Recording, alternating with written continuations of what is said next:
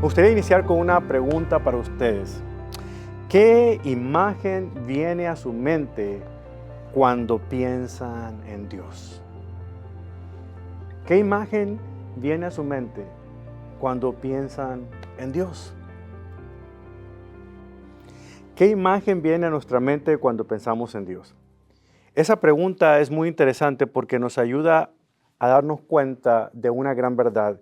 Uno de mis autores favoritos, A.W. Tozer, dijo lo siguiente: lo más importante de nosotros es lo que nos viene a la mente cuando pensamos en Dios. Lo más importante de nosotros es lo que nos viene a la mente cuando pensamos en Dios. Si nunca han leído el libro de El conocimiento de Dios Santo, se los recomiendo. Va a ser un libro que va a impactar sus vidas. Es un clásico. Créanme, si accesan a la internet y pueden encontrar el PDF gratuito. Pero es uno de los libros que más me ha impactado. Y esta es una de las frases que él dice que han cobrado un sentido muy especial en mi vida. Porque realmente me ayuda a pensar que en ocasiones la imagen que yo pueda tener de Dios no es la imagen del Dios que realmente la Biblia nos presenta. Porque muchas veces limitamos a Dios con los pensamientos que llegan a nuestra mente. Preocupaciones, ansiedad, angustia, miedos, terrores, desconfianza, qué sé yo. Por eso es importante verlo de esta manera. Lo más importante de nosotros es lo que nos viene a la mente cuando pensamos en Dios. Este pensamiento es importante porque lo que ustedes y yo creamos acerca de Dios va a definir cómo vivamos nuestra vida. Va a definir las decisiones que tomamos. Va, de alguna otra manera, a definir cómo enfrentamos las circunstancias y las dificultades diarias y cómo nos relacionamos unos con otros. Es por eso que es bien importante que definamos cuál es el concepto que tenemos de Dios. Y si ese concepto lo podemos sacar de las Sagradas Escrituras, de la palabra del Señor, entonces vamos a ir conociendo a un Dios que tal vez no es el Dios que creemos que hemos conocido. Porque las experiencias que vivimos, donde realmente nos damos cuenta de que Él ha estado presente, nos ayudan a nosotros a ir esclareciendo más ese concepto. Pero el conocimiento de la Escritura nos amplía el horizonte, nuestra mente, para realmente darnos cuenta de que el Dios que yo creo que conozco muchas veces es una pequeña parte de lo que sé acerca de Él. Pero Él quiere que lo conozcamos más. Hoy quiero enfatizar un aspecto de Dios que a menudo pasamos por alto. Ya sea que lo ignoremos o que evadamos hablar del asunto o simplemente nos negamos a reconocerlo. Pero este mensaje gira en torno al título de la serie que estamos estudiando. Dios sabe lo que Él hace. Dios sabe lo que Él hace. Él está involucrado en cada faceta de nuestras vidas. No es una ocurrencia de último minuto. No es algo que está improvisando en ese instante, algo al azar. Él sabe lo que está haciendo. Desde la eternidad pasada, desde la eternidad, Él sabía perfectamente lo que iba a ocurrir en un día como hoy, en las circunstancias en las que nosotros estamos. Increíble. ¿Cuántos años han pasado desde la fundación del mundo hasta nuestros días? Pero nada de lo que ocurre escapa a la atención de Dios. No es un tiro al aire, no es una reacción tardía, es un plan maestro que se está desarrollando y se está desenvolviendo desde la eternidad hasta la eternidad. Un claro ejemplo de eso es el nacimiento de Jesucristo aquí en la tierra. Jesucristo no se originó cuando nació de la Virgen María. Jesucristo siempre ha existido, es el Hijo de Dios. Pero su cuerpo terrenal comenzó cuando milagrosamente, como hemos visto en la historia de la Navidad, el Señor produjo ese ser, ese fruto, en el vientre de una joven mujer judía para que naciera el Salvador del mundo. El nacimiento de Jesús en el pesebre de Belén es un claro ejemplo de lo que es ese Dios que conocemos, un Dios planificador, un Dios que de alguna u otra manera está llevando a cabo su plan desde el principio hasta nuestros días. No es un hecho fortuito que Jesús naciera en Belén. No es que iban pasando por ahí y ahí de repente dio a luz María. Dios orquestó todo esto para que fuera ahí y se cumplieran con las profecías, sobre todo una profecía que Miqueas, el profeta Miqueas dijo, Miqueas 5:2, cuando él mismo dijo, pero tú, oh Belén Éfrata, eres solo una pequeña aldea entre todo el pueblo de Judá. No obstante, de ti saldrá el gobernante para Israel, cuyos orígenes vienen desde la eternidad. Las circunstancias que ocurrieron para que se acomodaran las cosas y que María y José fueran a Belén y ahí justamente se diera el tiempo del alumbramiento, todo era parte del plan divino. Cuando llegó el momento exacto, en la plenitud del tiempo, cuando todo estaba perfectamente dispuesto según el plan de Dios, la Virgen dio luz a Emmanuel. Este es un hecho asombroso. El tiempo, el lugar, el espacio. Era el tiempo exacto. ¿Por qué? Porque primero que nada era importante pensarlo de esta manera. La cultura griega, cuando los griegos invadieron gran parte del mundo conocido, no solamente la cultura se propagó por todos lados, había un idioma común, el griego común, toda la gente se comunicaba en ese idioma. Aun cuando pudieran ser personas que hablaran otro idioma de origen, el idioma de transacción de ellos, de la cultura de ese tiempo, era uno. Entonces el mensaje se podía comunicar en un solo idioma. No solamente el idioma y la cultura, pero también el lugar. Después de que el Imperio Romano, cuando el Imperio Romano derrocó al Imperio Griego, se impusieron muchas obras de construcción. Había que imponer la paz en el mundo de aquel tiempo, por lo tanto se empezaron a construir carreteras para que el ejército o la Pax Romana, como se llamaba en aquel tiempo el dicho de mantener la paz en base a la fuerza, pudiera ir y recorrer todos los lugares conocidos. Las carreteras se habían hecho. Había un idioma y ahora había vías de comunicación. Entonces el evangelio podía fluir. Una cultura como la judía, monoteísta, creía en un solo Dios. Era el tiempo en el cual ellos habían unificado su creencia con respecto a eso y había una sola religión. Entonces, todas las cosas estaban listas para el momento justo, en la plenitud del tiempo, como dice el apóstol Pablo, naciera el Salvador. Por eso esta historia nos enseña a nosotros de que Dios sabe lo que está haciendo. Él sabe lo que hace. Dios, para proteger a ese embrión santo colocado en el vientre de María, hizo lo increíble, el milagro de que se preservara en ese aspecto hasta el nacimiento. De hecho, Dios colocó milagrosamente en el vientre de María ese embrión que nacería sin pecado, no conocería el pecado, no habría pecado, no tendría pecado, y esa joven virgen, de esa hermosa mujer, nació el niño Cristo. Dios en carne, Yeshua, el que salva, significado. Así que cuando leamos nosotros el Evangelio de Mateo, sobre todo en el capítulo 1, que habla de la historia de la Navidad, esta narración acerca del nacimiento de Jesucristo, ¿qué es lo que significa Navidad, natividad, nacimiento? A veces nos olvidamos de lo impactante de un Dios que sabe lo que está haciendo, porque la historia es tan familiar para nosotros que pasamos por alto los detalles y no nos detenemos a pensar en la repercusión eterna que tiene un momento como ese, de que eso era simplemente un punto en todo el plan soberano de Dios de la redención de la humanidad. Era necesario que ocurriera y en el momento exacto ocurrió. Pasaron siglos en que los profetas vieron y escribieron. Reyes nacieron, reinaron y murieron. Reinos surgieron y cayeron. Y en medio de todo esto, en esa pequeña y oscura aldea de Belén, sin fanfarrias, sin muchos gritos, sin desfiles ni celebraciones, nació el Rey de la humanidad. Esto nunca había sucedido antes. Y esto jamás va a suceder después. Era el momento adecuado. Por lo tanto, la historia de María, la historia de José, son el mejor ejemplo que yo puedo citarles de cómo Dios hace lo que Él quiere hacer y tiene un plan. Dios orquesta cada detalle con precisión para llevar a cabo su plan soberano.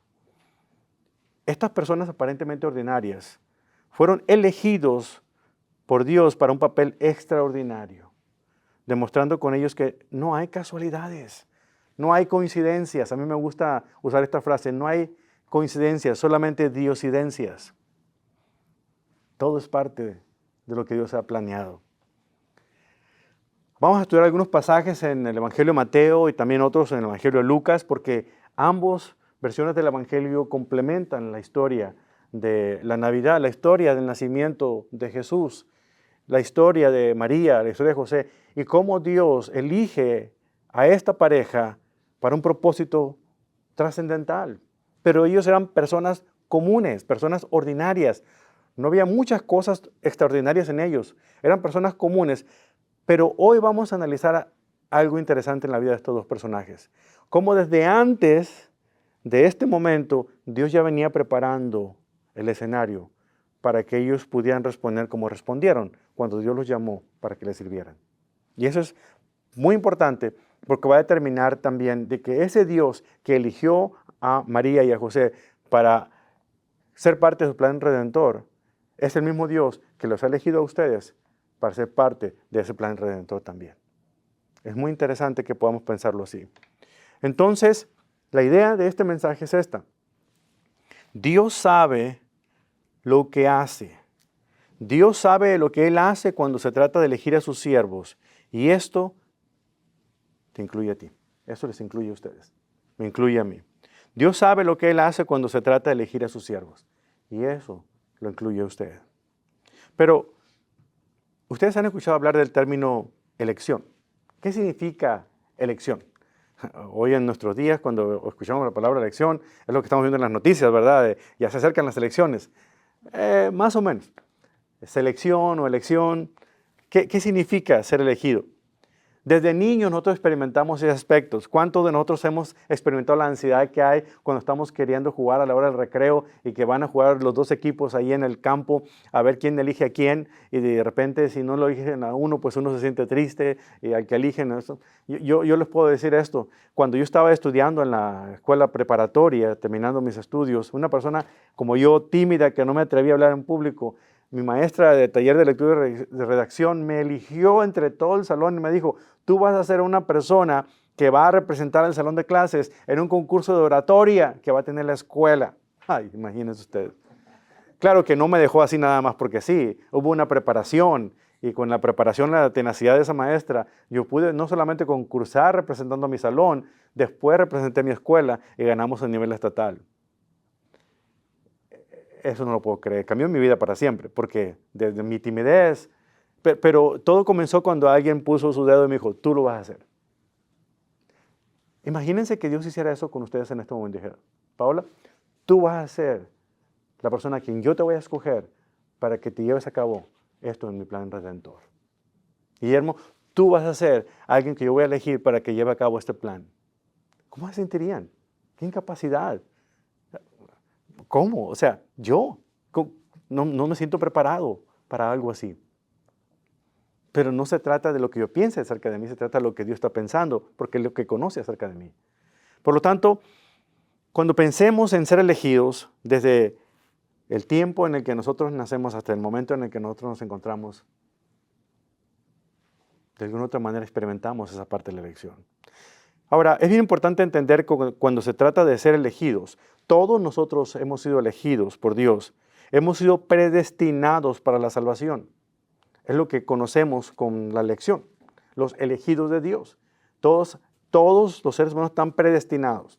Y aquellos que responden al llamado, pues son parte de los elegidos.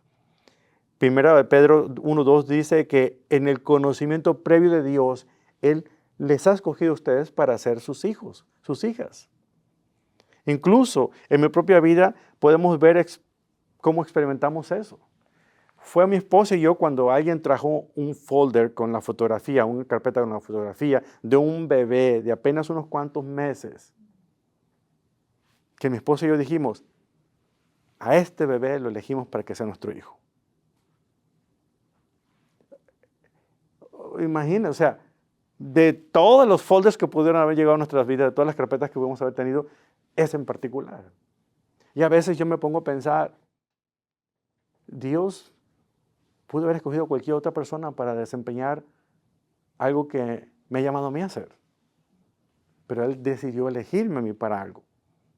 Y yo me pongo como ejemplo, pero el ejemplo va para cada uno de ustedes. Dios les ha elegido a ustedes para algo. O sea, todos estamos elegidos para salvación, definitivamente, pero hay ciertas elecciones que Dios hace para llevar a cabo ciertos planes. Lo importante es, ¿cómo voy a responder al llamado de Dios a la hora de saber que Dios me está eligiendo para llevar a cabo cierto plan, dentro de su plan soberano? Por lo tanto, pensemos en esto que dice el pastor Swindoll en uno de sus dichos. Dios sigue haciendo lo que Él elige, incluyendo la selección de usted en el plan que Él ya ha diseñado. Dios sigue haciendo lo que Él quiere hacer. Dios sigue haciendo y eligiendo a quien Él elige. Vayan, si traen sus Biblias, a Mateo capítulo 1. Mateo capítulo 1, y al leer una porción de la vida de María y José, vamos a ver cómo la elección divina de estos humildes siervos puede verse ilustrada con la sabiduría y el amor de Dios al llevar a cabo su plan soberano. Las razones específicas por las cuales los eligió va a ser uno de los puntos que vamos a ver esta tarde. También vamos a ver qué características desarrollaron ellos o exhibieron ellos por los cuales Dios los eligió. Y en tercer lugar, vamos a ver cuáles son las características que nosotros debemos cultivar para estar seguros que vamos a responder al llamado de Dios cuando Él nos elija a ser parte de su plan soberano. Así es que mientras avanzamos en este estudio, vamos a permitir que las Escrituras nos inspiren, nos ayuden a nosotros a entender y también que nos transformen, que cambien nuestra manera de pensar en lugar de decir, pero yo no puedo hacer eso, yo no soy capaz, yo no tengo estudio de seminario, yo no tengo un llamado en particular. No, Dios quiere utilizarte y tienes que estar listo para cuando Dios extienda esa invitación y te diga, tú eres mi siervo, tú eres mi sierva, quiero que desarrolles esto que quiero para ti. Pero ¿cuáles son las razones divinas por las cuales escogió precisamente a María, a José? ¿Cuáles fueron esas razones particulares de esta pareja? Había muchas jóvenes, vírgenes, por decirlo así, solteras, que nunca habían tenido relaciones sexuales con nadie en Israel del primer siglo. ¿Pero por qué tuvo que ser esta mujer llamada María? ¿Por qué tuvo que ser José? Y con eso nos podemos ir a un montón de personajes de toda la Biblia, pero vamos a centrarnos en ellos dos. ¿Cuáles son las razones por las que ellos dos fueron elegidos por Dios? Y lo primero que podemos ver para comprender profundamente esto es que tenía que ver con el cumplimiento de las profecías. ¿Saben? María y José, ambos provenían del linaje del rey David. Si ustedes analizan la genealogía que viene en Mateo y la genealogía que viene en Lucas, de ambos, van a dar cuenta cómo de que ellos eran hijos de fulano y de mangano y así se van, hasta que llegan a un punto clave donde ambos provenían del linaje de David. Y Dios había prometido a través de los profetas que del brote de Isaí, que de esa ramita de Isaí, descendencia de Isaí el padre de David, nacería el Mesías, nacería el que Dios utilizaría. Los descendientes de la casa de David cumplían con las promesas divinas a través de los profetas. Isaías profetizó de un renuevo, saldría de esa estirpe de David, Isaías 11:1, y que una virgen concebiría y daría a luz a un hijo llamado Emanuel, Isaías 7:14. Este último punto resalta la intervención milagrosa de Dios en lo que era cotidiano, en lo que era ordinario, para hacer algo extraordinario. Así pues, la concepción de Jesús no fue solamente un hecho al azar, sino premeditado, como cumplimiento de las profecías de Dios. Así que el nacimiento de Jesús en Belén, conforme a lo que fue predicho por Miqueas, evidencia también que Dios orquesta cada detalle a cabalidad. José y María vivían en Nazaret. Curiosamente, la palabra Nazaret en hebreo significa un brote, el brote de Isaí, por decirlo, eso, Nezer significa eso. Qué interesante que está en el nombre de Nazaret. Pero ellos estaban viviendo ahí, pero eran originarios de otro lugar. En el caso de José, era originario de Belén.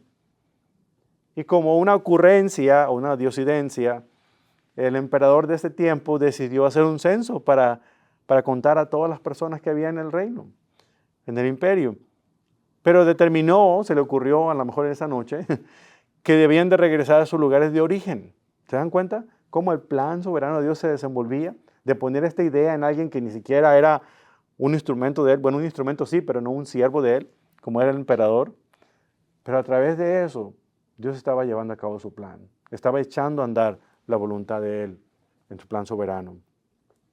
Ellos tuvieron que hacer el viaje de Nazaret hasta Belén, 45 kilómetros al norte, estaba Nazaret de Belén. Y ahí fueron a llegar. No solamente era el cumplimiento de la profecía, también tenía que ver con la preparación que Dios haría de ellos. Porque no solamente se trataba de llamarlos, se trataba de lo que Él ya comenzaba a hacer en ellos desde antes de que llegara a ese punto. María y José no fueron elegidos al azar. Dios preparó sus corazones desde antes, de una manera muy específica. La visita del ángel Gabriel a María, la revelación dada a José en aquel sueño que tuvo, no solamente fueron actos de comunicación divina, sino también parte de la preparación que Dios estaba haciendo. ¿Se acuerdan cuando María estaba a solas y el ángel se aparece y le dice estas palabras muy interesantes a María, donde le dice que ella iba a ser el recipiente que Dios utilizaría, que ella había hallado favor delante de los ojos de Dios y que ella iba a dar a luz al Mesías? Y ella se quedó, pero ¿cómo esto va a ser? Si soy virgen, si yo no he tenido ningún tipo de relación sexual con ningún otro hombre. En el versículo 35 el ángel le responde diciendo, el Espíritu Santo vendrá sobre ti y el poder del Altísimo te cubrirá con su sombra, por lo cual también el santo ser que nacerá será llamado Hijo de Dios. María era una mujer humilde, jovencita, sencilla, pero se convirtió en el epicentro de la redención divina, en el instrumento que Dios utilizó para que naciera el Salvador. No por su grandeza, no por su inteligencia, no por dones y cualidades naturales, sino simplemente porque estuvo dispuesta. Tuvo disponibilidad para ser usada por Dios. Y ahorita vamos a ver un poquito más de la respuesta de ella de todo esto. Por lo tanto, María y José fueron guiados a través de estas experiencias, a través de revelaciones que los capacitaban para no solamente acoger al Hijo de Dios, sino para criarlo y educarlo en las cosas que ellos habían aprendido desde niños también. No eran ellos gente extraordinaria, sino gente ordinaria. Pero Dios eligió lo ordinario para realizar cosas extraordinarias. La tercera razón es que Dios iba a demostrar su poder. Dios iba a demostrar su gracia. Porque ellos no merecían ese favor y Dios lo extendió de cualquier manera. Esta historia de ellos realmente manifiesta el poder, la gracia de Dios, porque en el tiempo correcto, cuando se cumplió el tiempo, como dice Pablo, Dios envió a su Hijo, nació de mujer bajo la ley, Gálatas 4:4, para redimir a aquellos que estaban bajo la ley. ¿Se dan cuenta? Cada aspecto de la elección de Dios de esta pareja, cada aspecto de esta obra maravillosa realizada a través de María, desde su concepción virginal hasta la humilde aceptación de ese rol, no solo demuestra la capacidad que tiene Dios para obrar lo imposible, sino también el deseo de usar lo que es humilde, lo que a lo mejor es despreciado por el ser humano, lo que es ordinario, para llevar a cabo un plan. Si es que nadie, ninguno de nosotros debe subestimarse de pensar, pero ¿por qué yo? Si yo no soy tan capaz como esta otra persona, ¿por qué yo no? Esa debe ser la pregunta. Cuando Dios es el que elige, Él es el que capacita. Él elige a los siervos y Él capacita a sus siervos para que lleven a cabo su plan. ¿Se acuerdan la historia de Moisés? Señor, pero yo soy tartamudo, yo no puedo hablar. ¿Cómo yo voy a ir a hablar ante Faraón? Y el Señor le dice, pues, ¿quién le da la boca al ser humano? ¿Quién te hace hablar? ¿Quién pone tus palabras? Entonces, cada aspecto de esta lección es orquestada.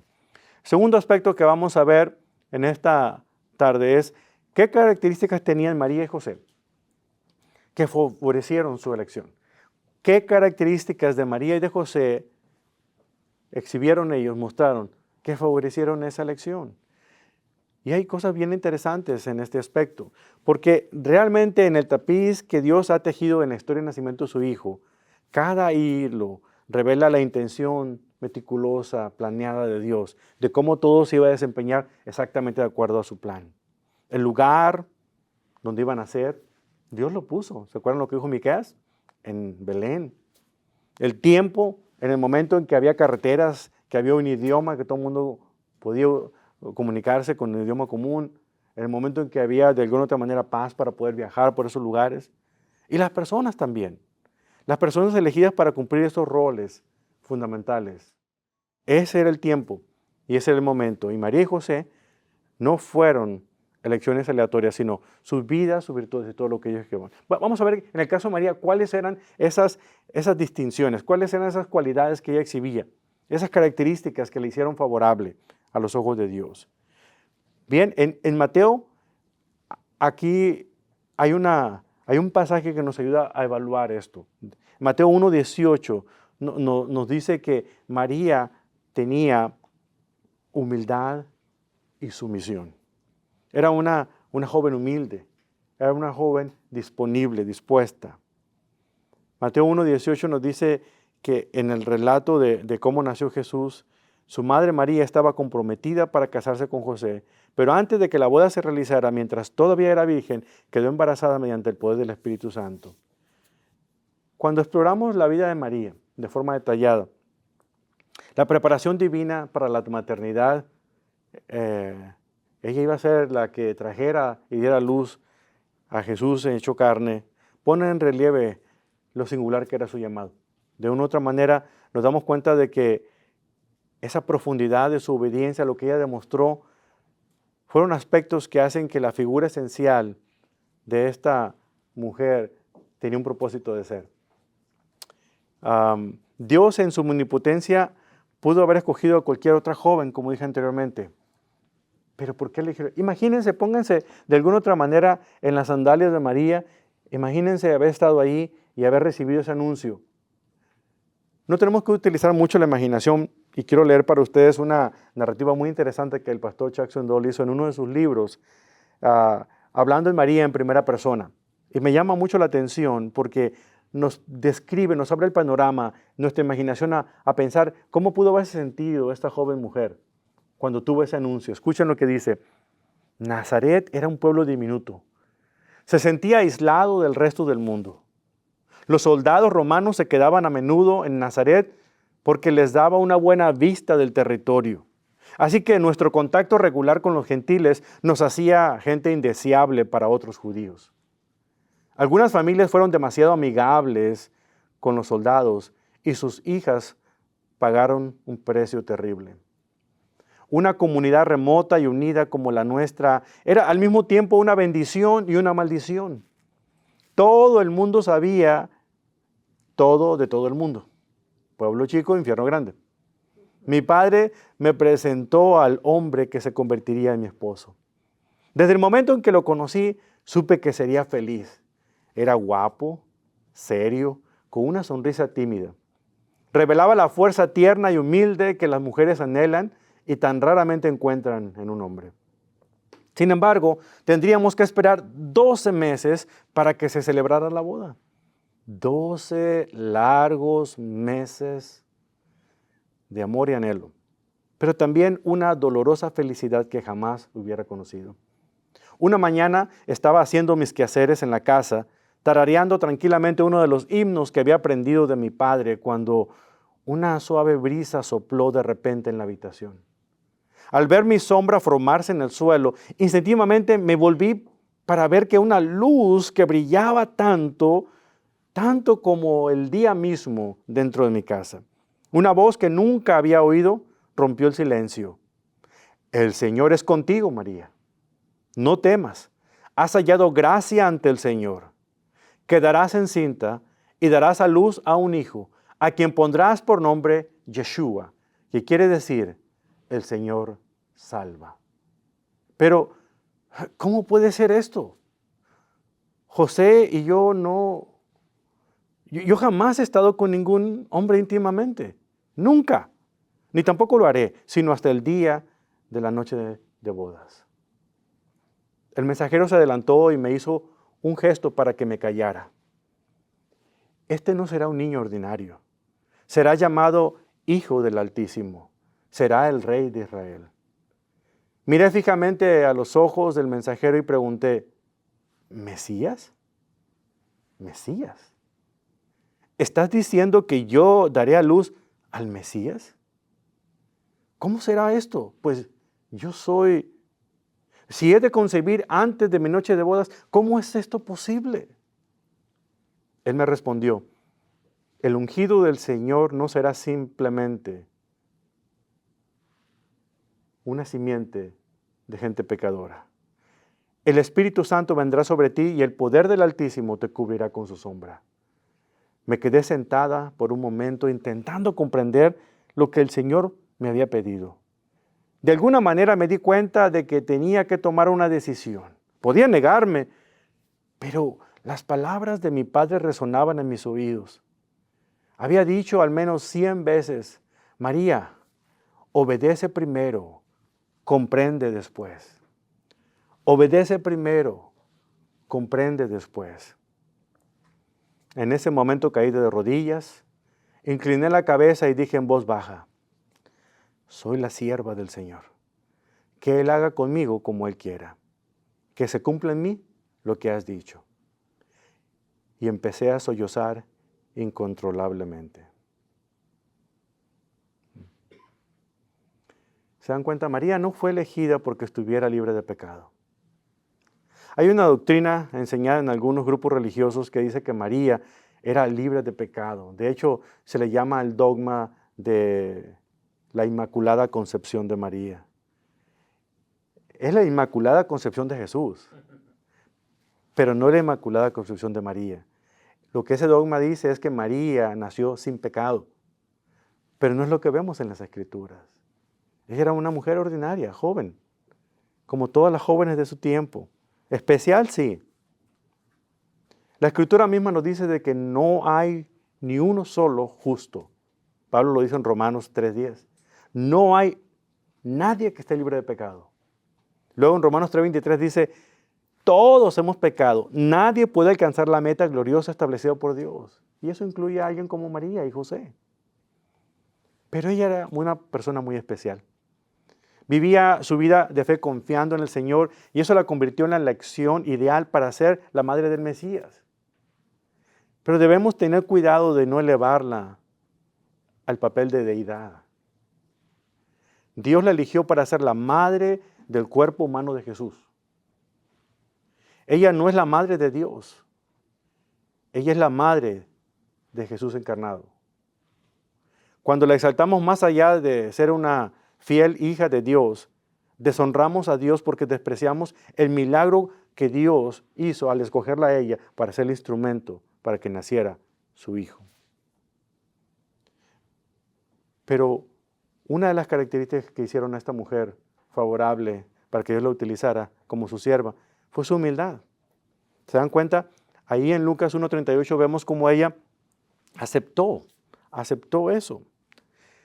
El ángel le dijo, no tengas miedo, María, porque has encontrado favor con Dios. Y luego ella responde, he aquí la sierva del Señor, hágase conmigo conforme a tu palabra. A veces no encontramos eso cuando leemos el Evangelio y la historia de la Navidad en los Evangelios, pero hay historiadores que nos muestran un poquito y nos dan luz a algunos aspectos que tienen que ver con esto. María nació en un hogar donde su padre era una persona temerosa de Dios, era un maestro de la ley. Era una persona que estaba encargada de cuidar los rollos, los pergaminos de la palabra de Dios que estaba en la sinagoga muy cercano allá en Nazaret. Ella seguramente había escuchado de su padre las enseñanzas de la Torá, de la ley de Dios, acerca del Mesías, las profecías. Ella creció comprendiendo que ella iba a ser un instrumento divino. Hay tradición, escritos de la tradición, ustedes conocen los libros apócrifos de la Biblia. En muchos de esos aspectos vemos la historia de cómo, de alguna u otra manera, los padres de María, ellos a la edad que tenían, no habían podido concebir y pidieron al Señor que los bendijera con una hija, y nació esta mujer. Y la dedicaron para servir al Señor. No literalmente como lo hizo Ana en el Antiguo Testamento, pero de alguna otra manera era enseñando y educando. Lo mismo que hacen ustedes con sus hijos, que están preocupados porque ellos conozcan de las cosas de Dios. Y ustedes están preocupados que ellos conozcan la verdad de la palabra del Señor. De alguna otra manera, ella nació en un hogar donde se hablaba acerca de las cosas de Dios. Era humilde, era sumisa. Indudablemente su conocimiento de las Escrituras y las profecías sobre el Mesías prepararon ese corazón de ella con fe y con obediencia. Pónganse ustedes a pensar en un momento, la noticia que estaba recibiendo no era una noticia común. ¿Cómo entonces así de la noche a la mañana ella respondió diciendo, bueno, que se haga lo que Dios quiera? Si no había un antecedente, si no había una preparación, si no había algo en ella que le permitía ser sumisa a la voluntad del Señor. La historia de María es un testimonio poderoso de cómo la humildad y la sumisión de Dios no son signos de debilidad, sino al contrario, de fortaleza espiritual. Pero hay una segunda característica de María, fidelidad y sabiduría. Cuando María fue abordada por primera vez por el ángel Gabriel, ella respondió con humildad y sumisión. Pero luego vemos más adelante cuando reveló el ángel el plan del Señor, ella de repente comprendió lo que eso significaba. ¿Se acuerdan ustedes que después de que pasó este evento, cuando ellos ya tuvieron al niño Jesús, ellos cumplieron con la ley de llevar al niño al templo para dedicarlo, para presentarlo? En Lucas 2:22 vemos que María y José se presentaron con Jesús en el templo cumpliendo con lo que el mandamiento de los judíos tenía. Esta acción resalta la obediencia a las leyes religiosas, al compromiso que tenían con una vida de piedad constante. En Lucas 2:19 se escribe lo siguiente: pero María guardaba todas estas cosas en el corazón y pensaba en ellas con frecuencia. ¿Por qué? Porque los pastores que habían llegado para ver al niño Dios contaban lo que habían visto acerca de los ángeles y de todo lo demás. María escuchaba. Esta frase es interesante porque hay dos palabras griegas aquí, suntereo y zumbayo, en estas palabras donde dice que ella pensaba y guardaba estas cosas y pensaba con frecuencia. Implicaba que este recuerdo ella lo quería proteger, lo quería resguardar y estaba deliberadamente tratando de hacer memoria de todo lo que estaba escuchando, absorbiéndolo. Ella reflexionó sobre este acontecimiento tan trascendental. De todas las mujeres de Israel, ella era la madre del Mesías. Imagínense, qué implicación tan grande. No solamente esto subraya su disposición, sino también la plena confianza que tenía en Dios, reflejando una profunda fe. ¿Cómo sabemos que María realmente era una mujer con fidelidad, con sabiduría? Si vemos más adelante en una de las palabras que María dijo a través de una canción, de un canto, cuando ella fue a ver a su parienta Elizabeth, y ella fue recibida, porque Elizabeth, que también estaba embarazada, el bebé que tenía en su vientre saltó de gozo cuando María se acercó y le dijo, bendita eres entre las mujeres. ¿Quién soy yo para que la madre de mi Salvador venga a verme? O sea, la misma Elizabeth le estaba diciendo eso a María. Y ahí en el Evangelio de Lucas, capítulo 1, versículo 46, vemos ese cántico, de esta manera como respondió, conocido como el Magnificat. Y son las palabras de María. Fíjense muy bien la teología que utiliza en este canto. Esta joven mujer, la manera como se expresaba acerca de Dios.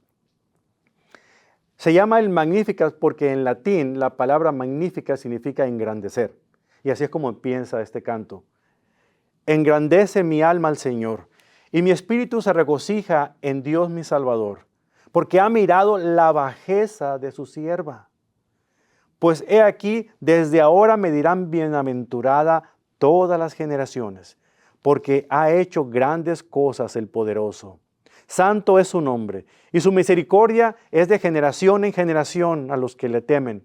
Hizo proezas con su brazo, esparció a los soberbios en el pensamiento de sus corazones, quitó de los tronos a los poderosos y exaltó a los humildes.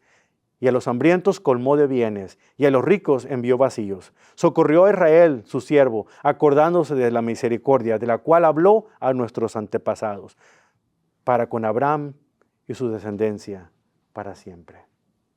Era una mujer que conocía las cosas de Dios. Había aprendido lo que decía la ley de Dios. Este himno de alabanza no solamente refleja la fe personal de María, sino también su profundo entendimiento de las Escrituras. A pesar de las posibles repercusiones sociales de un embarazo cuando todavía no habían consumado un matrimonio, proclamó valientemente su gratitud y confianza en la misericordia y el poder de Dios. Dio gracias a Dios por eso, aun cuando las situaciones no eran fáciles, porque estaba confiando en aquel que había hecho esa promesa. María es contada como las grandes mujeres del Antiguo Testamento, Ana, Débora, porque también ellas respondieron con un canto especial. Fue una mujer que compuso la letra de este maravilloso canto llamado el Magnificat. Además, distintas interpretaciones protestantes resaltan a María, que a pesar de su juventud, fue descrita por el ángel como favorecida. Eso es bien importante que lo analicemos. Indica que ella recibió un honor por parte de Dios hacia ella, no necesariamente porque ella era una mujer de honra y valía, y tenía algo que la hizo merecedora del favor de Dios. No, fue Dios quien decidió honrarla a ella, escogiéndola a ella para que fuera el instrumento del Señor. ¿Saben? El orgullo es apropiarse del mérito que le corresponde a Dios.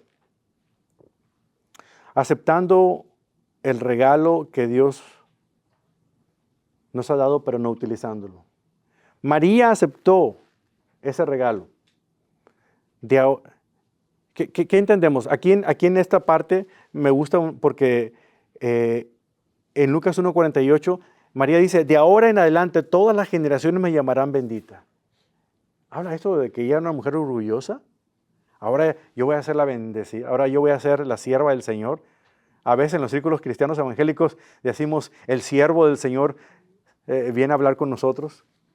Pero es una palabra que denota humildad. Es una palabra que denota bajeza, esclavitud, esclavo, ¿no? Y ella se considera una sierva del Señor. De ahora en adelante, todas las generaciones me llamarán bendita. No estaba siendo orgullosa, estaba reconociendo y aceptando el regalo que Dios le había dado.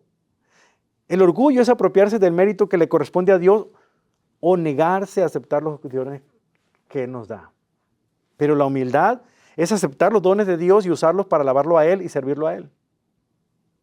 Así que no nieguen, no desestimen, no hagan caso omiso a los dones que Dios les ha dado. Más bien, den gracias a Dios por ello y úsenlos para la gloria de Dios. En resumen, María es presentada como un modelo de devoción y obediencia a Dios. Esto es María. Ahora veamos un poquito en el caso de José. Cambiemos un poquito, demos vuelta al lado de la moneda. La historia de la Navidad aparece José casi como un personaje secundario, ignorado. Parece que la protagonista es ella y Jesús, ¿verdad? Pero José como que es de relleno. Pero no este es el caso. Él también desempeña un papel crucial en el plan de salvación y en las características que él refleja fueron más que notables. ¿Quién era José? José era una persona conocida por su rectitud. De hecho, la Biblia dice que era un hombre justo, un hombre bueno. José demuestra su integridad de aceptar a María como su esposa, a pesar de las posibles repercusiones sociales de la época, de casarse con una mujer que ya estaba embarazada, reconociendo que no era de él la criatura. Ante la noticia inesperada del embarazo de María, José optó por manejar la situación con discreción y en silencio pensaba divorciarla, dejarla. Este enfoque refleja no solamente la rectitud de este hombre, pero también su compasión, porque no quería causarle un mal mayor. Luego de considerar en silencio la situación y tuvo ese anuncio del ángel en el sueño, decidió obedecer las instrucciones del ángel. Algunos detalles de los pensamientos internos no se detallan aquí en las Escrituras, pero podemos inferir que José experimentó un conflicto emocional. Imagínense ustedes, recibir la noticia de que su amada está embarazada y el hijo no es de él. Pero a pesar de todo eso, su amor por María y compromiso decidió hacer lo que era impensable. Decidió obedecer a Dios, creerle más a Dios y aceptó a María como su esposa. Según Deuteronomio 22, una mujer que había caído en adulterio debía ser condenada por la ley y debe ser apedreada.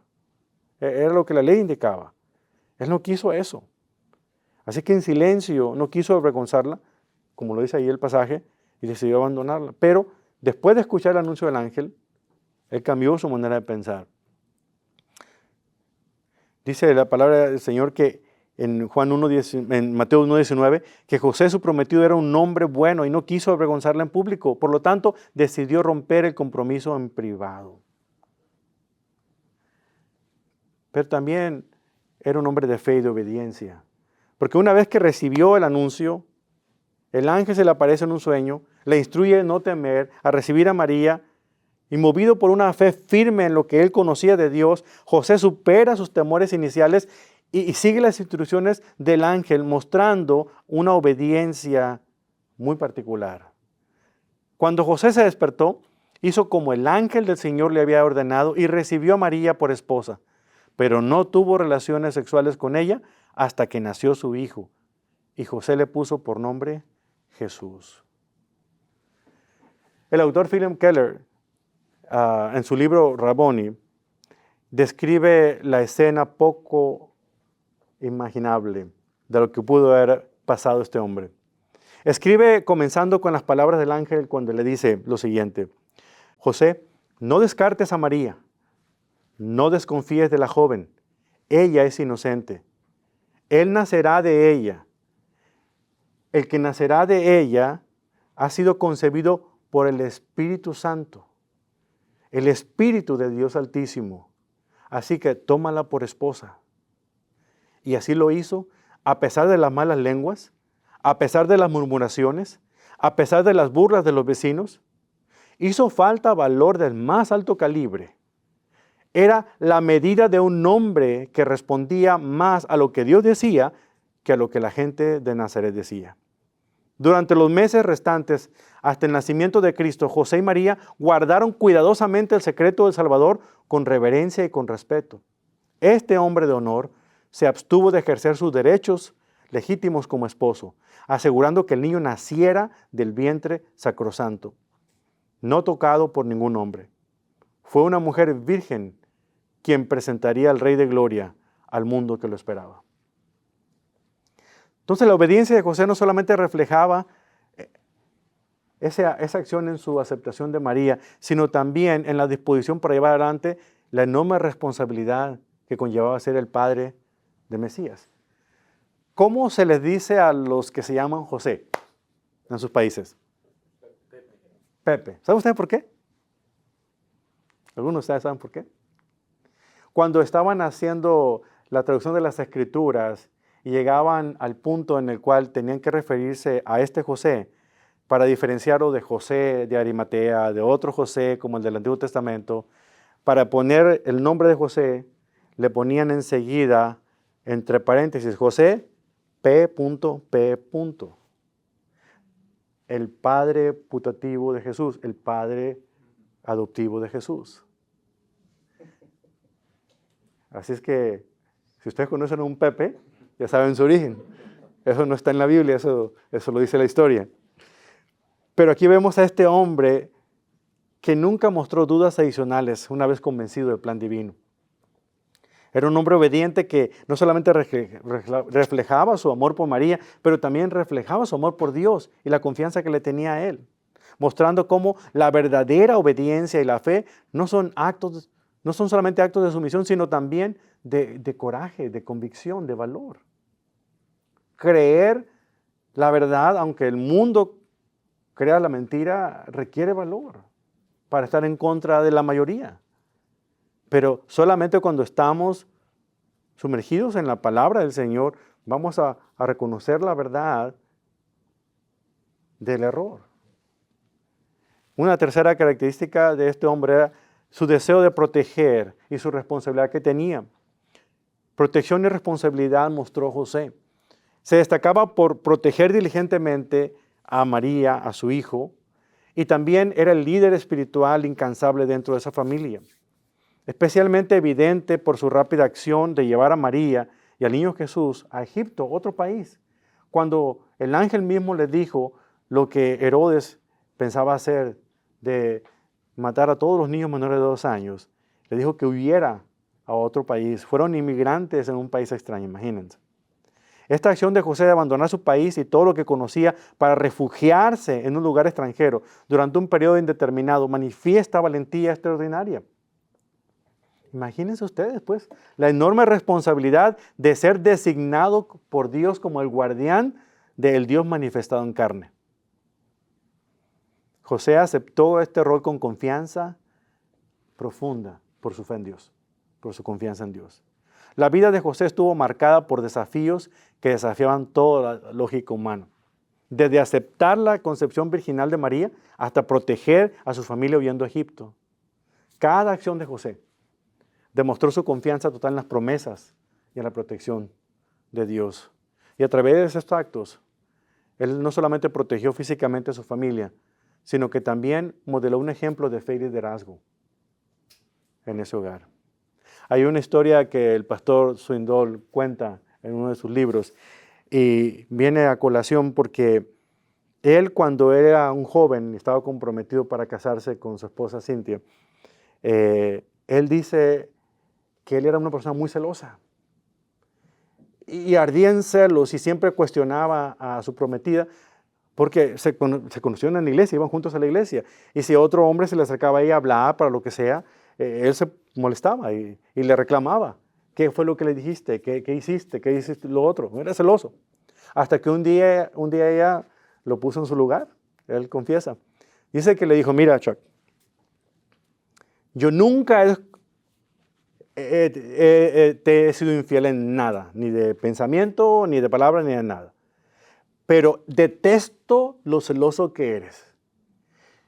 Si vas a seguir con esos celos, aquí paramos, aquí la cortamos. Eso lo digo yo, ¿verdad? Pero así más o menos es como él lo platica. Aquí queda nuestra relación. Esa fue la última vez que él desconfió de ella, dice. A partir de ese momento, aun cuando él tuvo que ser enviado a Japón, donde estuvo sirviendo en la infantería de marina, él nunca volvió a tener sospechas ni dudas de ella.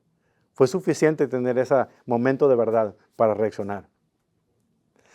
El ejemplo de José con ese sueño, el ejemplo del pastor Swindoll con esa experiencia, nos ayuda a entender de que cuando realmente confiamos en la promesa del Señor, cuando realmente confiamos en alguien, confiamos plenamente. Depositamos nuestra confianza. Esta confianza radical transformó la manera de pensar de José, la manera de actuar de José, guiándolo a proteger y cuidar de María. Porque él pudo comprender una gran verdad que ustedes y yo estamos aprendiendo hoy, que Dios sabe lo que Él hace. Dios sabe lo que Él hace. Ahora, ya vimos de María, ya vimos de José. ¿Y qué de nosotros? ¿Qué de nosotros? ¿Qué características pueden favorecer nuestra elección por Dios? Al reflexionar en esto, podemos darnos cuenta de que todo lo que Dios orquestó para poder elegir a María y a José para llevar a cabo ese plan redentor por medio de enviar a su Hijo Jesucristo aquí a este mundo. Hay aspectos de ellos que nosotros podemos cultivar. ¿Cómo podemos cultivar y manifestar esos aspectos? Bueno, primero que nada, tenemos que tener una disposición al llamado divino. Tenemos que estar no solamente dispuestos, pero también disponibles cuando Dios extiende un llamado para servirle. Tenemos nosotros que aprender a ser humildes. La humildad se manifiesta en la disposición a poner a Dios y a los demás antes que a nosotros mismos. En Filipenses 2:8 está un pasaje maravilloso acerca de la humildad de Cristo, quien aún siendo Dios, no estimó ser igual a Dios como cosa que aferrarse, sino que se humilló hasta lo máximo, a convertirse en un siervo, en un esclavo, tomando cuerpo de humano. Y estando en esa condición de ser humano, fue hasta la muerte y murió como el peor de los criminales. Eso muestra la humildad del Hijo de Dios Hijo. Y esa humildad debe ser reflejada también en la vida de nosotros.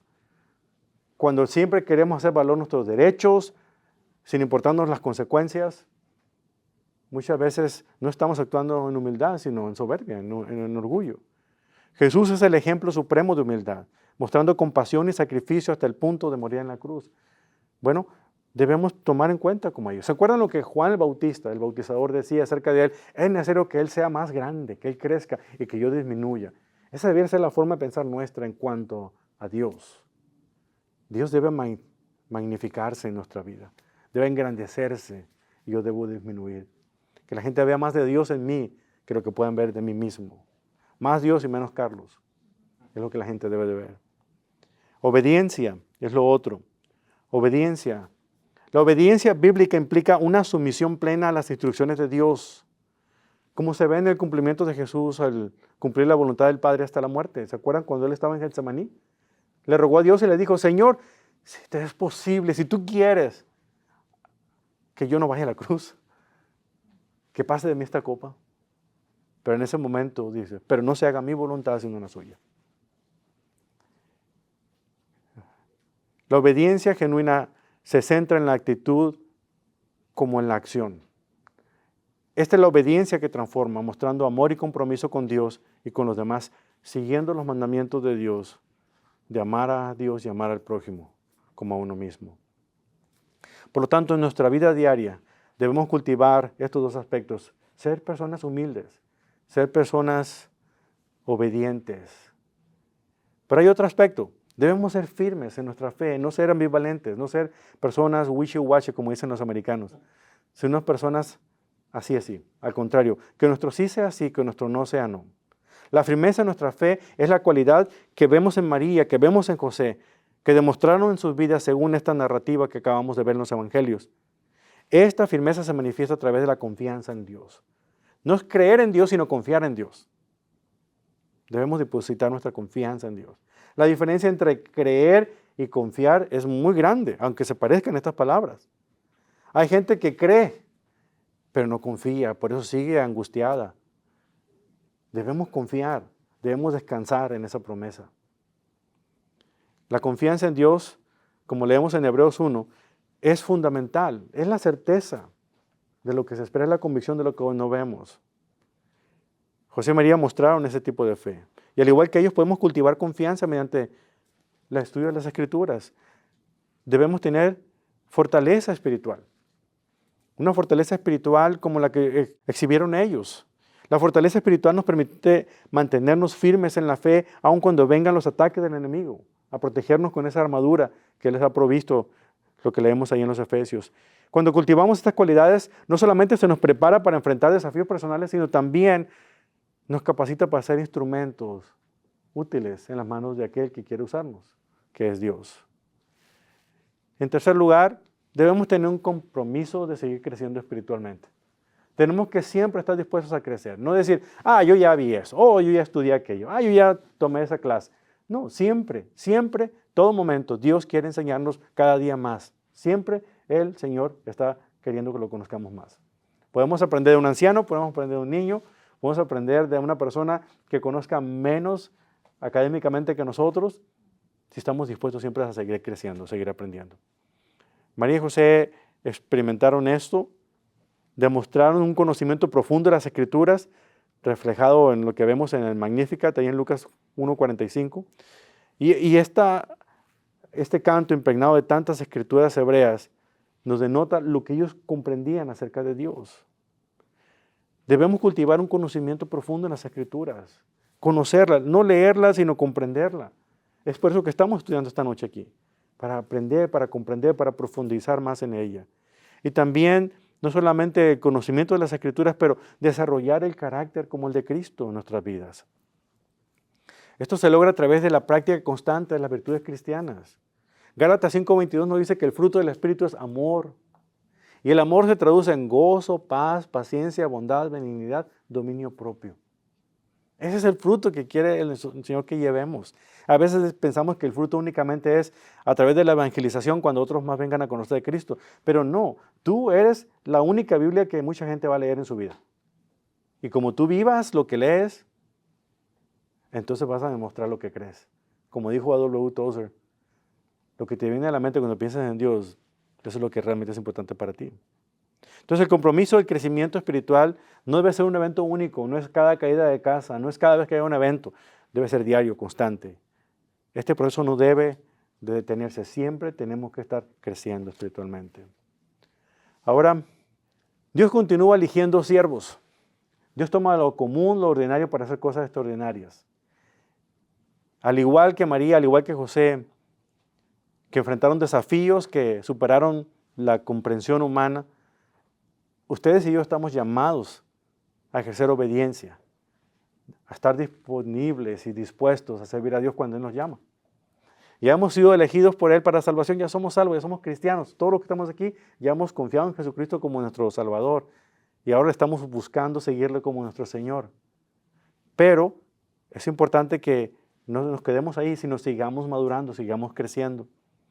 Debemos aprender que las mayores bendiciones que podemos nosotros experimentar provienen de ser obedientes al plan soberano del Señor, a hacer su voluntad. Para responder adecuadamente al llamado es fundamental comprender cómo Dios selecciona a sus siervos. Y ahí en su bosquejo vienen algunas maneras de cómo Dios ha seleccionado a algunos siervos y cómo ellos reaccionan cuando han sido seleccionados. Cuando Dios elige a aquellos que a menudo parecen menos calificados para llevar a cabo el plan de Dios.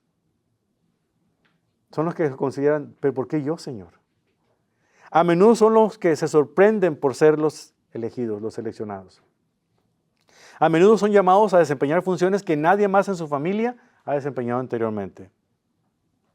A menudo son desafiados a creer en Dios contra todo pronóstico. A menudo permanecen solos mientras obedecen la voluntad del Señor. A menudo son incapaces de explicar por qué Dios los ha guiado como lo ha hecho. Y a menudo están entre los más asombrados por la manera en que Dios los usó como lo hizo. Comprender cómo Dios selecciona a sus siervos, de verdad que con frecuencia nos sorprende, pero Él no se equivoca porque Dios sabe lo que Él hace. Y Él elige a sus siervos para llevar a cabo su plan soberano. Así es que les dejo a ustedes de tarea 3 puntos de acción. Primero, reflexionen. Reflexionen en su propia vida. Tómense un momento para reflexionar sobre cómo Dios los ha guiado a hacer los roles que hasta este momento ha desempeñado. Si sirven de alguna capacidad en la iglesia donde van o simple y sencillamente en el lugar donde trabajan, ¿cómo es que Dios los ha puesto a ustedes como instrumento suyo ahí, en el lugar donde se encuentran, para modelar la fe que ustedes tienen en Él?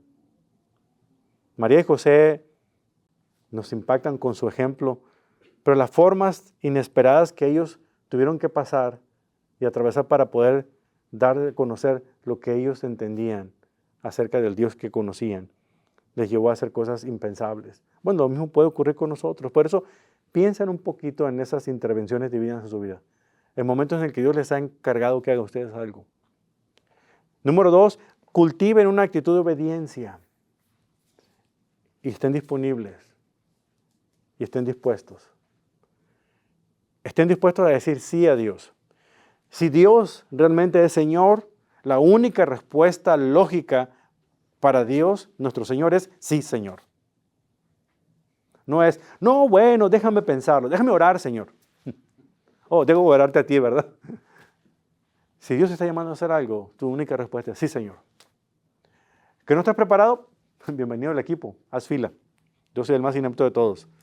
Pero Dios nos va a capacitar, Dios nos va a preparar. Adoptar una actitud completa de disposición y obediencia a Él. Y en tercer lugar, buscar esa confirmación en las Escrituras, en la Biblia.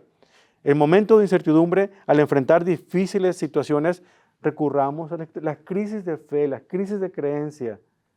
Los ajustes que tenemos que hacer deben llevarse a cabo de acuerdo a lo que dice la Escritura, lo que nos está indicando el Señor. Las Escrituras no solamente iluminan nuestro camino, sino también ofrecen una fortaleza increíble a nuestra fe. Fe es opuesto a la vista. ¿Hay dudas? Las dudas pueden alimentar nuestra fe, mientras las dudas no sean para refutar que Dios exista. Las dudas pueden ayudarnos a incrementar nuestra fe. Pero la verdadera razón de por qué podemos seguir avanzando es cuando hacemos que la Biblia realmente se constituya en el instrumento de Dios para hablarnos cotidianamente y estar dispuestos a obedecerla. Como dice el pastor Swindoll, Dios sigue haciendo lo que Él elige, incluyendo la selección de usted en el plan que Él ha diseñado. Dios continúa eligiendo a sus siervos, personas comunes y corrientes, ordinarias, equipándolas para cumplir propósitos extraordinarios. Había una vez un lápiz que vivía en una tienda de artículos de oficina. Este lápiz tenía sueños muy grandes, pero también tenía dudas sobre su capacidad para hacer algo significativo en la vida.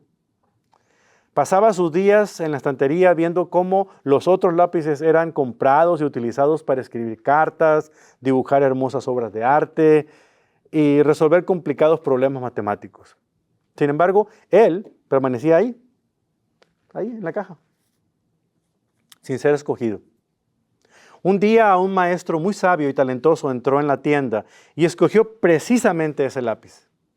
El lápiz se sorprendió, aunque estaba emocionado, se preguntó qué haría él en las manos de alguien tan notable como ese maestro. El maestro con una sonrisa amable le dijo, tú tienes un propósito especial. En mis manos harás cosas extraordinarias. Al principio el lápiz estaba nervioso y temía no estar a la altura de las expectativas del maestro. Pero el maestro comenzó a usarlo con destreza, con cuidado, trazando líneas precisas, creando dibujos magníficos. Y el lápiz pronto se dio cuenta de que no era su habilidad inherente lo que lo hacía a él diferente o hacía la diferencia, sino la mano del maestro que lo guiaba. Con el tiempo el lápiz se convirtió en una hermosa herramienta esencial de la creación de muchas obras maestras de este maestro. Cada vez que el maestro lo afilaba, aunque le dolía, el lápiz sabía que era necesario para seguir siendo útil y cumplir con su propósito. Aprendió a confiar plenamente en el maestro, sabiendo que él sabía exactamente lo que él hacía, que él sabía cómo usarlo para el máximo impacto en su vida. Esta ilustración nos recuerda que cuando nosotros decimos sí al llamado de Dios, nos convertimos en herramientas en sus manos, en las manos del Maestro, para realizar su obra.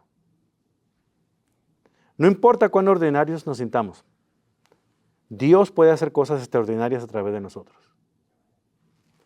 A permitir que Él nos guíe y nos moldee, cumplimos con el propósito divino que Él ha planeado en nuestras vidas. Pero muchas veces nosotros no nos dejamos, porque duele mucho, porque es difícil, porque hay otros mejores que yo, porque no nos está utilizando como nosotros queremos. Pero debemos ajustarnos nosotros a su plan. Porque en su plan soberano, en su plan redentor, Él hace lo que Él le elige hacer y Él escoge a sus siervos. Así es que Dios sigue haciendo lo que Él elige, incluyendo la selección de ustedes, para servirle a Él. Ojalá que este llamado les obligue a todos ustedes y a mí a ser más frecuentes en decirle al Señor, sí, Señor, haz como tú quieras, yo soy tu siervo. ¿Me dejan que oremos? Bendito Dios, amado Padre Celestial, delante de su presencia, queremos reconocer, bendito Dios, que los mejores pensamientos que hemos tenido han sido los que hemos considerado acerca de usted, como dice A.W. Tozer. Esos pensamientos han marcado toda la diferencia en el mundo. Hoy, Padre, nos damos cuenta de que realmente usted sabe lo que hace al seleccionar a su pueblo. Usted sabe lo que hace cuando nos ha escogido a nosotros para salvación. Usted sabe lo que hace cuando nos ha invitado a unirnos en lo que usted está haciendo en este mundo. Y por eso le damos gracias. Porque usted ha querido utilizarnos, aún sabiendo que nosotros no somos capaces. Por favor, ayúdenos en nuestro caminar a hacer a un lado la lucha, la resistencia, los combates que a menudo han sido parte de nuestra respuesta a usted, Padre. Reconocemos, Padre, que usted es quien tiene el control de nuestras vidas. Que usted tiene la prioridad, usted es el primero en nosotros, en todo. Queremos seguir confiando en eso. Deseamos agradarle, sí, pero queremos hacerlo de acuerdo a su voluntad. Así como María, así como José lo hicieron, sin reserva, sin vacilación, criaron a ese hijo y entregaron su vida para poder enseñarle a él cómo cumplir con su misión. Que podamos nosotros hacer lo mismo. Que podamos ser personas de compromiso, dispuestos a hacer su voluntad. Bendiga pues de manera especial, Padre, a cada persona que me está escuchando en este momento. La manera como está lidiando con cada uno de nosotros, Padre, es diferente, pero cumplen con un mismo plan. En el plan redentor suyo usted nos ha elegido para salvación, pero también nos elige para servicio. Que podamos estar dispuestos, Señor, a ser instrumento en sus manos. Personas ordinarias como somos, dispuestas a ser utilizados por un maestro para realizar obras extraordinarias. Aquí estamos, Padre, úsenos, para gloria y alabanza de su nombre, en el nombre poderoso de Cristo. Todos decimos